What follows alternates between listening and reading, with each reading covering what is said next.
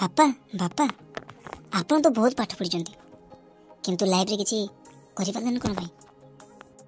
ଆରେ ହଁ ଝିଅ, ମୁଁ ବହୁତ ପାଠ ପଢ଼ିଛି। ମୁଁ ତ ଆମ କ୍ଲାସ୍ ଟପର, କିନ୍ତୁ ମୋ ଲାଇଫରେ କେବେ କିଛି ଶିଖିବା ପାଇଁ ପାଠ ପଢ଼ିନି। କେବଳ ପରୀକ୍ଷାରେ ଅଧିକ ମାର୍କ ପାଇଁ ପାଠ ପଢ଼ୁଥିଲି। ମୁଁ ତ ବହି ଘୁଷି ଦେଉଥିଲି, ହେଲେ କିଛି ବୁଝିନଥିଲି। ସେଥିପାଇଁ ବୋଧେ ମୋ ଲାଇଫରେ କିଛି କରିପାରିନାହିଁ।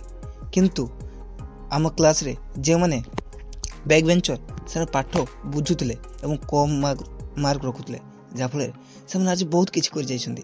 ହେଲେ ତୋ ବାପା ଆଜି ବି କିଛି ବି କରିପାରିନାହାନ୍ତି। ତୁ ମନେ ରଖ ଝିଅ, କେବେ ଲାଇଫରେ ପରୀକ୍ଷାରେ ଅଧିକ ମାର୍କ ପାଇଁ ନୁହେଁ, କିଛି ଶିଖିବା ପାଇଁ ପାଠ ପଢ଼ିବ। ଲାଇଫ୍ ବଦଳିଯିବ ଆଉ ମାର୍କ ବି ରହିଯିବ। ଆଜ୍ଞା ବାବା, ଆପଣ ଯାହା କହିଲେ ମୁଁ ସେୟା କରିବି। ଆପଣ ଯେମିତି କହିଲେ ମୁଁ ସେମିତି କରିବି। ଥ୍ୟାଙ୍କ ୟୁ ବାବା, ଏତେ ଭଲ ଆଡ଼ଭାଇସ୍ ଦେଇଥିବାରୁ।